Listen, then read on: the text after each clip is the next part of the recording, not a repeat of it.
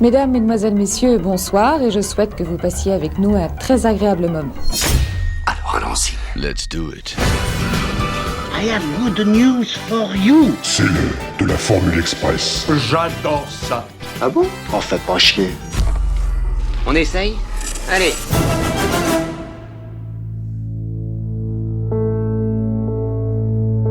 C'est l'heure, il est presque minuit, et il me reste un peu de temps pour une autre histoire. C'est une histoire de mort. Salut à toutes et à tous, et bienvenue dans cette 61e Formule Express de retour à l'écran.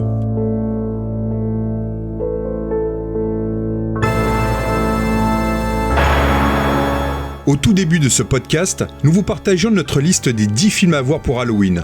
Une liste que vous pouvez toujours voir dans l'une des vidéos sur notre chaîne YouTube. Parmi ces films, il y en a un qui, bien qu'il soit souvent éclipsé par d'autres œuvres majeures de son réalisateur, occupe une place très importante dans sa filmographie. Ce film, c'est Fog, le 4e long métrage de John Carpenter, mettant en scène Adrienne Barbeau, Tom Atkins, Jamie Lee Curtis et sa propre mère, Janet Leigh. Sorti en France le 19 mars 1980, le même jour que le premier long métrage de la saga Star Trek, Fog marque un retour au récit plus surnaturel, rappelant le cinéma d'horreur gothique des années 50 avec ses fantômes et ses malédictions. John Carpenter explore dans ce film les thèmes de la culpabilité collective, des secrets enfouis et des malédictions qui se transmettent à travers les générations. Des thèmes qui traversent une grande partie de l'œuvre du réalisateur qui aime explorer des sociétés et des communautés confrontées à des forces perturbatrices. Pour toutes celles et ceux qui n'ont jamais vu Fog, ça parle de quoi ? Dans la petite ville côtière d'Antonio Bay, en Californie, les habitants se préparent à célébrer le centenaire de la fondation de la ville. Cependant, une étrange brume surnaturelle commence à se former au large. À l'intérieur de ce brouillard mystérieux, se cachent les esprits vengeurs de marins morts un siècle plus tôt, trahis par les fondateurs de la ville qui les avaient conduits à leur perte pour voler leur or. Alors que le brouillard envahit la ville, des phénomènes étranges se produisent et les fantômes assoiffés de vengeance commencent à tuer les descendants des traîtres. Le film suit alors différents personnages dont Stevie Wayne, une animatrice de radio qui émet depuis un phare, et Nick Castle qui tente de découvrir la vérité derrière la malédiction et de survivre à cette nuit fatidique. Il y a une malédiction sur nous. J'ai l'impression que vous prenez cette histoire trop au sérieux. C'est très sérieux, Madame Williams. Seigneur, pardonne-nous d'avoir péché. Pardonne-nous cette action. La cérémonie de ce soir est une supercherie. Nous honorons des meurtriers. On repart en 1977. John Carpenter et Debra Hill sont en Angleterre pour la promotion de Assaut, second long métrage du réalisateur qu'ils ont écrit ensemble. Le couple, les deux entretiennent en effet à l'époque une relation, profite de ce voyage pour visiter le célèbre site de Stonehenge. Une visite qui s'effectue un jour de grand brouillard et qui va immédiatement inspirer une histoire de fantôme à Carpenter. De retour à Los Angeles, les deux complices vont pourtant s'attaquer à un autre projet, celui de Halloween qui connaîtra en 1978 le succès que l'on connaît. Le carton mondial de Halloween ouvre alors de nouvelles portes à John Carpenter, qui se voit proposer un contrat de 2 films par le petit studio Avco Embassy, à qui l'on doit notamment Phantasme, film d'épouvante à petit budget devenu culte, dont Eric vous avait largement parlé dans un précédent épisode. Carpenter accepte ce deal avec le studio, à la condition de ne pas refaire un nouveau slasher. Le cinéaste ne veut en effet pas s'enfermer dans un sous-genre et a surtout envie de réaliser en priorité un film de fantôme. Une envie de rendre hommage à tous ces films qui ont construit son amour du cinéma de genre. Je voulais raconter une histoire de fantôme à l'ancienne. Une histoire qui rappelle nos peurs d'enfants. Je ne voulais surtout pas de monstres futuristes, mais de bons vieux fantômes. Je voulais faire un film où de la brume apparaissait comme un personnage, comme une force du mal. Mais il fallait que cela soit avant tout un film d'épouvante. Par tradition, les films d'horreur marchent bien au box-office. Et puis, j'adore effrayer les gens. Lui revient alors l'idée qu'il a eue lors de sa visite en Angleterre, qu'il va compiler avec un fait divers survenu en Californie. L'intrigue s'inspire d'un fait réel qui a eu lieu en Californie, sur la côte près de Santa Barbara. À Goleta, en Californie donc, au XVIIIe siècle, Un bateau transportant de l'or s'apprêtait à accoster. Des gens ont fait un feu pour guider ce bateau, mais ils l'ont guidé vers les rochers pour le piller. L'intrigue est donc adaptée de cette histoire dans laquelle il n'y a ni fantômes ni lépreux à l'origine.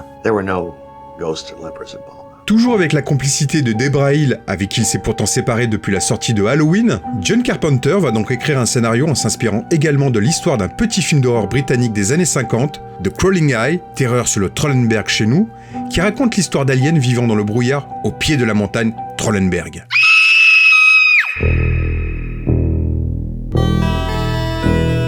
Pour la réalisation de Fog, Embassy accorde à Carpenter une petite enveloppe de $1 million. Un budget limité qui va obliger Debra Hill, également en charge de la production, à optimiser au mieux les coûts. Un pari qui ne lui fait pas peur car déjà relevé pour Halloween avec une enveloppe encore plus basse.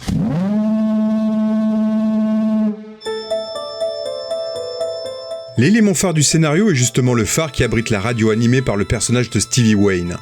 Pour des questions évidentes de budget, l'idée d'en construire un spécialement pour le film est rapidement écartée. John Carpenter, Debra Hill, accompagné de Tommy Lee Wallace, le chef décorateur, et de Barry Bernardi, l'assistant de production, se mettent alors en quête d'un véritable phare. Nous sommes partis avec un livre sur les phares de Californie et on a longé la côte en les passant en revue, se souvient Tommy Lee Wallace. Aucun d'eux ne convenait. Un phare est un phare, un grand truc est lancé. 2 ou 3 tenaient la route, mais il n'y avait pas grand-chose autour pour qu'on tourne uniquement ces parties-là. On perdait un peu courage après avoir beaucoup cherché. Et puis John, Debra, Barry Bernardi et moi, on est tombés sur un phare fabuleux. Il était parfait. Il était isolé et flippant. Le fait qu'il ne soit pas très grand importait peu, il était juste parfait. Ce phare se situe au cap de Pon Reyes, sur la commune de Inverness, au nord de San Francisco. Un endroit réputé être dans l'une des zones les plus brumeuses de la côte pacifique. La localité présente également l'avantage de réunir en un seul endroit la quasi-totalité des autres décors naturels nécessaires au tournage. Tous les principaux lieux y figuraient, raconte Tommy Lee Wallace. À commencer par la ville, la place où se déroule la commémoration, la route menant à l'église également et surtout la maison du personnage de Stevie Wayne. On n'a pas eu grand-chose à faire en termes de préparation. Si le phare trouvé à Inverness est parfait pour les prises de vue extérieures, il n'est malheureusement pas assez grand pour accueillir en son sein le décor de la station de radio. Ça, on l'a construit sur un plateau, se souvient Dean Cunday, le directeur de la photographie. Parce que monter toutes les caméras, tout l'équipement en haut du phare, cela aurait été trop compliqué. D'autres décors vont tout de même être construits en studio, mais la majeure partie des prises de vue aura lieu dans des lieux bien réels, à Inverness, mais également à Bodega Bay, toujours au nord de la Californie, où Hitchcock a tourné Les Oiseaux, et à Sierra Madre, tout près de Los Angeles. Si le brouillard refait à nouveau son apparition à Antonio Bay, les marins, les hommes de l'Elizabeth N, allongés au fond de la mer à Spivey Point, ressortiront de leur tombeau et chercheront à assouvir leur vengeance.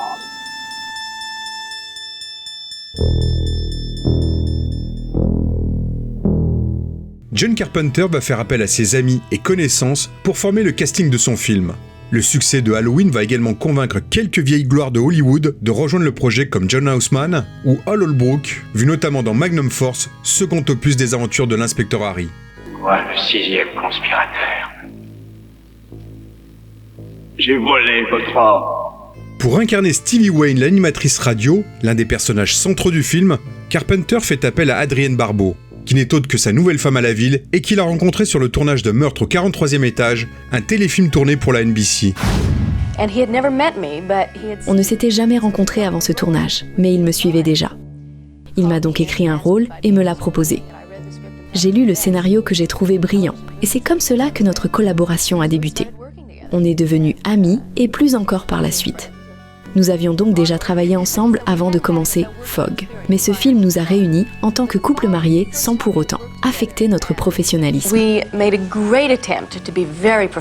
Un professionnalisme sans faille que confirme la photographe de plateau Kim Gottlieb Walker. John et Adrienne venaient de se marier en janvier. Au début, ils ont même essayé de faire comme si de rien n'était. Chacun avait sa chambre et faisait tout pour ne se croiser que sur le tournage.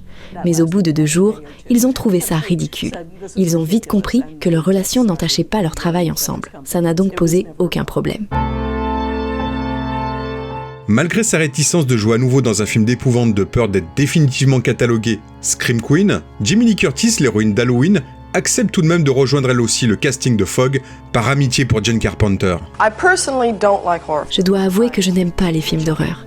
Je suis trop heureuse. Je me cache toujours les yeux et je veux qu'on me prévienne quand ça fait peur. Dans un film d'horreur, on part de la normalité pour accéder à la terreur. On couvre tous les spectres des émotions. La joie, la tristesse, l'hystérie avant de retrouver ses esprits, la détermination, le courage, tout cela compose un personnage de film d'horreur. On peut ainsi montrer toute l'étendue de son registre.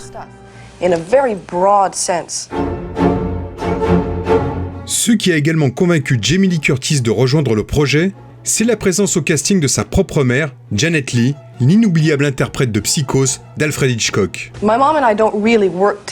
Sur ce film, nous n'avons pas uniquement un rapport de travail. Et pour moi, c'est mieux ainsi. Parce que ce rapport mère-fille a ses avantages. J'avais très envie de travailler avec elle. Et on nous avait déjà proposé de le faire. Mais j'attendais un projet exceptionnel pour que cela se fasse. Je ne savais pas trop si je devais traiter Jamie comme ma fille ou comme une simple actrice, se souvient Janet Leigh. J'ignorais quelles allaient être mes réactions. Si j'allais être une mère angoissée ou juste une actrice et réagir selon les règles du métier.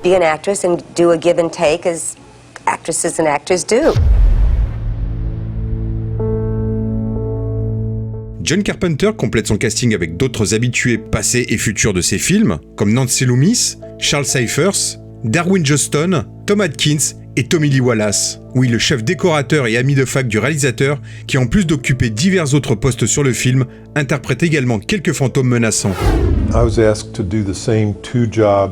On m'a demandé de reprendre les 2 mêmes postes pour lesquels j'ai été crédité sur Halloween, soit chef décorateur et monteur. Je ris parce que, en fait, j'ai fait 10 ou 12 boulots sur ces films. Ce n'étaient pas des films classiques où il y a une personne par poste, où chacun reste à sa place et défend son petit précaré. Je faisais également du design graphique, des compositions d'images. En gros, je m'occupais de tout ce qui apparaissait à l'écran.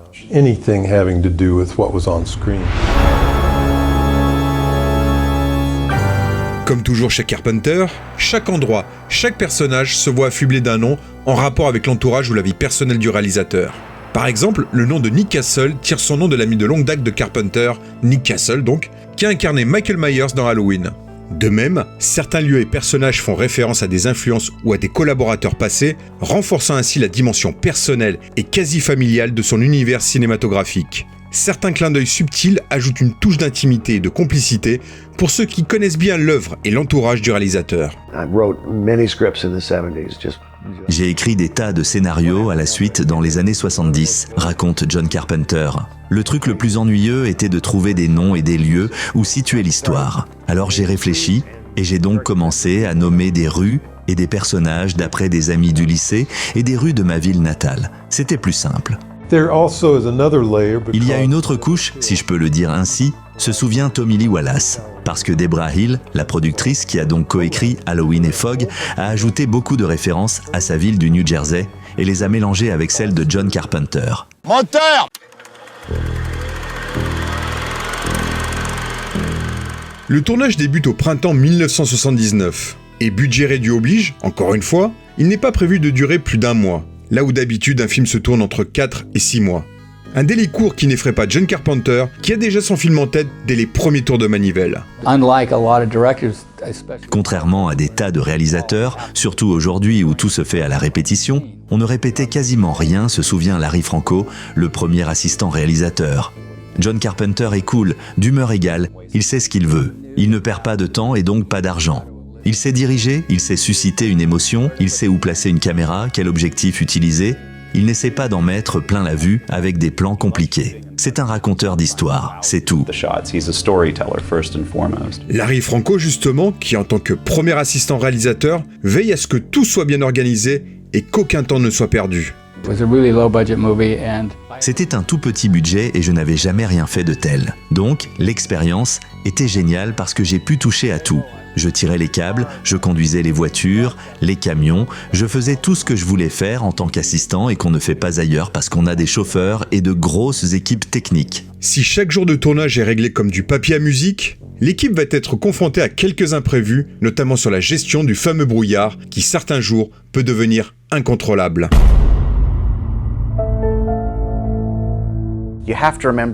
Les effets numériques n'existaient pas encore à l'époque, raconte Tommy Lee Wallace. Donc tous les effets avec le brouillard devaient être faits directement sur le plateau. Il fallait que ce soit dense, qu'on ne sache jamais ce qu'il cachait. Il y avait différents brouillards, la neige carbonique d'abord, très lourde, proche du sol, qu'on devait pousser avec une planche en bois pour la faire avancer.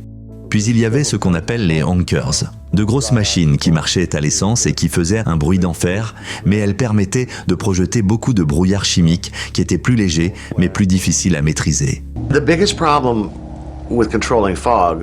plus gros problème avec le faux brouillard, fabriqué et déversé par une machine, c'est le vent, ajoute John Carpenter. On a beau avoir des tas de machines à brouillard, mais si le vent souffle, on n'a plus de brouillard.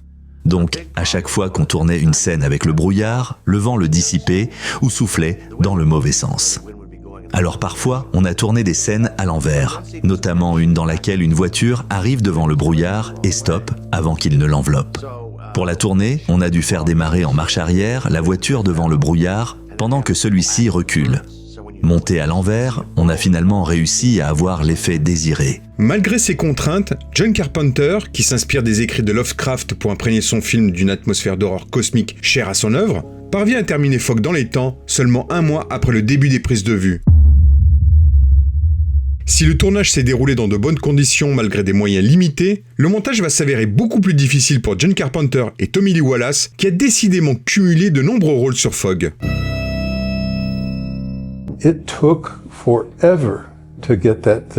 Le montage n'a vraiment pas été simple à faire, se souvient Tommy Lee Wallace. On avait du mal à le rendre efficace, mais au final, pour moi, ça allait, ça tenait debout. Mais à la fin de la première projection, John Carpenter s'est levé et a dit « Vous savez quoi ? Rien ne marche dans ce film. » Really bad. Carpenter estime en effet le film peu surprenant et surtout peu effrayant. Pour lui, il ne correspond surtout pas à ce que le public de l'époque attend. En tout cas, pas un simple film de fantôme. En cette fin des années 70, le cinéma gore et les films d'horreur plus explicites, comme ceux de George Romero ou de Lucio Fulci, ont pris une place importante. Le public s'attend à des œuvres plus choquantes et sanglantes, tandis que Fog repose davantage sur l'atmosphère, la suggestion et la tension, ce qui, selon Carpenter, pourrait le rendre moins percutant pour les spectateurs de cette époque. Debra Hill va alors négocier une nouvelle enveloppe avec Embassy de près de 200 000 $ pour pouvoir effectuer un certain nombre de reshoots et rendre le film plus effrayant. Ces scènes additionnelles incluent notamment des séquences plus intenses et visuellement marquantes, ajoutant davantage de suspense et d'horreur explicite afin de répondre aux attentes du public. Carpenter et Hill savaient que le film devait accroître sa tension pour se démarquer dans un paysage cinématographique où les spectateurs réclament des frissons plus forts.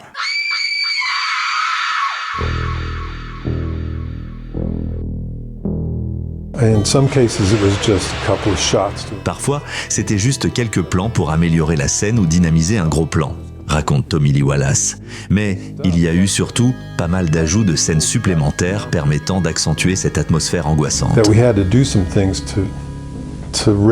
John Carpenter va également faire appel à Rob Bottin, alors tout jeune maquilleur, pour concevoir le maquillage des fantômes et les rendre plus inquiétants. Bottin, qui n'avait que 20 ans à l'époque, se distingue déjà par son talent et son sens de l'innovation. Ce film marque le début d'une collaboration fructueuse entre Carpenter et Bottin, qui se poursuivra notamment sur The Thing, où Bottin signera des effets spéciaux révolutionnaires et mémorables.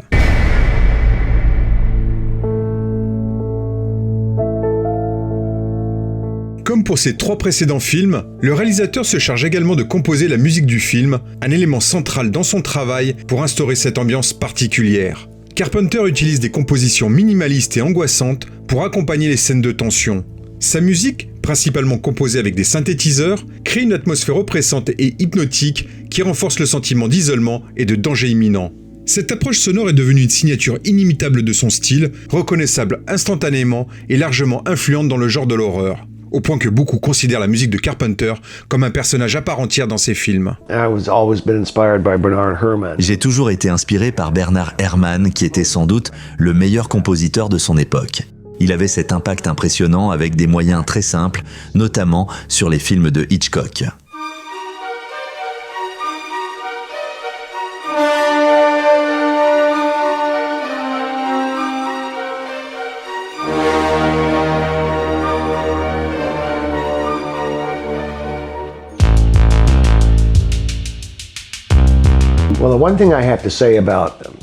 Ce que je peux dire sur moi en tant que compositeur, c'est que de mon point de vue, je suis peu cher et rapide.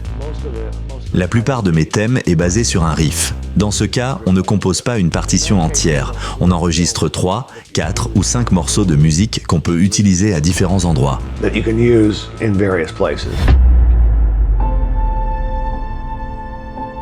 Initialement prévue pour Noël 1979, la sortie de Fog aux États-Unis est repoussée au 1er février 1980 en raison du temps nécessaire pour les reshoots et le nouveau montage.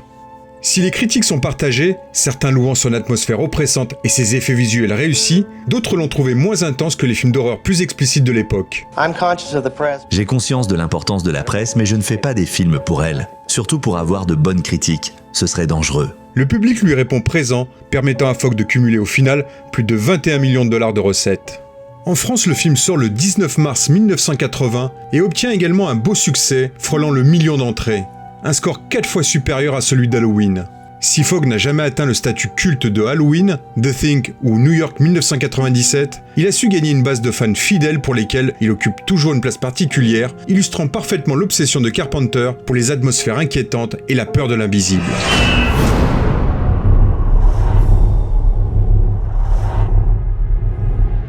En 2005, Revolution Pictures se lance dans un remake de Fog.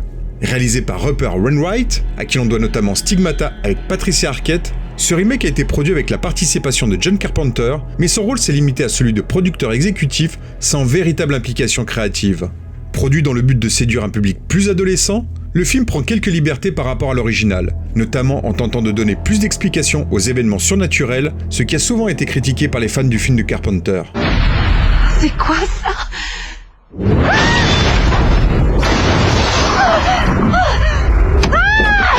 Qu'est-ce qui s'est passé ? Il les a tués.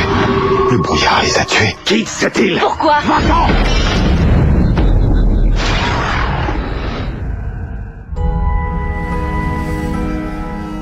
Mais le problème majeur de ce remake, c'est que la réalisation de Wainwright n'arrive tout simplement pas à la cheville du classique de Big John, usant et abusant d'effets numériques éculés pour tenter de recréer la même ambiance angoissante sans jamais y parvenir. Si les critiques n'ont pas été non plus tendres avec ce remake, le public s'est pourtant déplacé dans les salles. Fog version 2005, finissant de rapporter plus de 46 millions de dollars à l'international.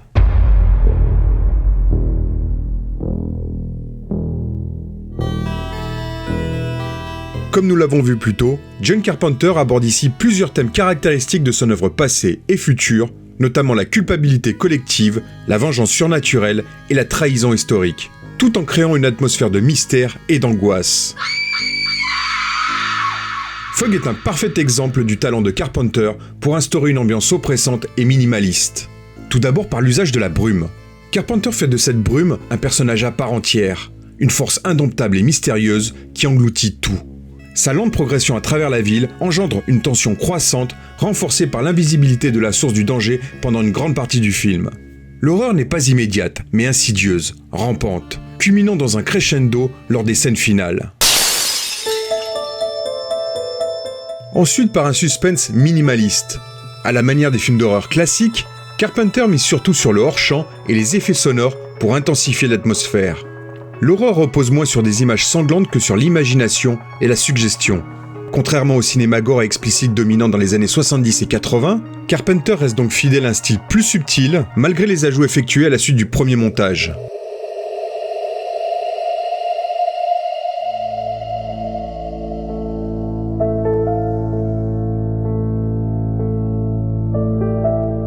Enfin par le son.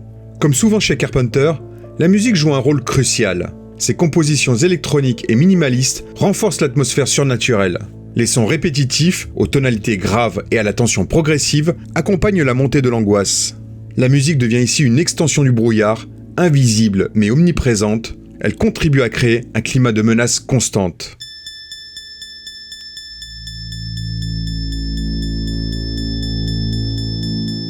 Bien que Fog soit un film fantastique, il s'inscrit dans un contexte politique et social pertinent.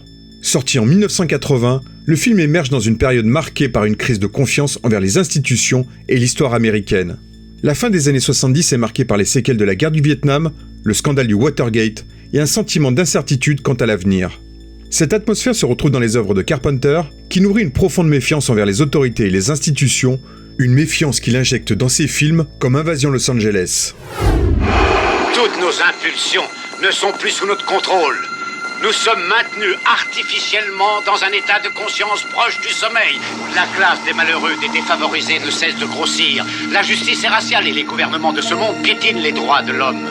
Ils ont créé une société basée sur la répression et nous sommes complices sans le vouloir de leurs méfaits. Leur règne repose uniquement sur la destruction de la conscience. Nous avons été endormis comme hypnotisés. Ils ont fait en sorte que nous devenions indifférents aux autres. Nous ne sommes plus bons qu'à nous focaliser sur nous-mêmes. Dans Fog, cette dimension politique se manifeste par la critique implicite d'une communauté cherchant à dissimuler ses péchés. La ville d'Antonio Bay a été fondée sur un mensonge et une trahison, le meurtre de marins lépreux pour voler leur or et construire la ville. Ce passé trouble volontairement effacé refait surface sous forme de vengeance surnaturelle. Cette histoire peut être interprétée comme une métaphore de la culpabilité collective et des méfaits dissimulés dans l'histoire américaine, qu'il s'agisse de la colonisation, du racisme institutionnalisé ou des crimes contre les minorités.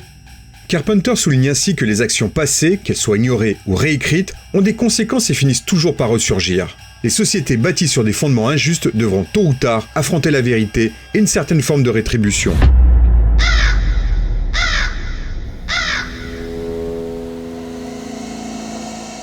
Au-delà de certains lieux de tournage, Fog partage également beaucoup de points communs avec Les Oiseaux d'Alfred Hitchcock, que ce soit en termes de structure narrative ou de thématiques sous-jacentes. Dans Les Oiseaux, les attaques inexplicables des volatiles plongent les personnages dans une terreur chaotique. De même, dans Fog, la brume apparaît comme une force surnaturelle incontrôlable semant le chaos. Carpenter, tout comme Hitchcock, exploite la peur de l'inconnu et l'impuissance des humains face à des forces qui les dépassent. Dans les deux films, la menace provient d'un élément naturel qui devient une force destructrice sans raison apparente.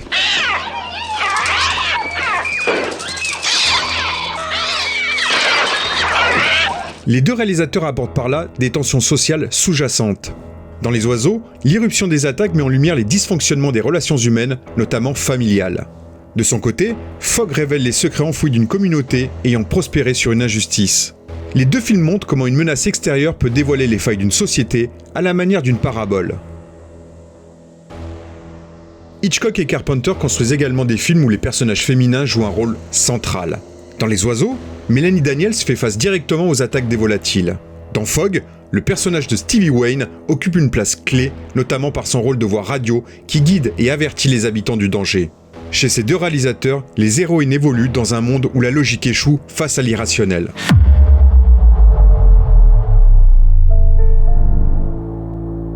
Voilà, c'était Max pour Fog.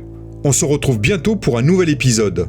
En attendant, tous nos précédents épisodes sont toujours disponibles à l'écoute sur notre site retouralécran.fr, sur YouTube et sur les meilleures plateformes de podcast et de streaming musical. À très bientôt. Si je devais résumer ma vie aujourd'hui avec vous, je dirais que c'est d'abord des rencontres. C'est vrai que je ne vis que pour le cinéma. Pour être aimé, il faut être aimable. Vous voulez un chocolat? C'était pas ma guerre. Back and full force. Quelle est votre devise? Je m'appelle Bond. James Bond. Vous délirez totalement là. C'est ça qui permet de voyager à travers le temps. La vie a plus d'imagination que nous. J'espère que je ne vous apprends rien. Vous êtes un mélancolique. Mélancolique, mon cul.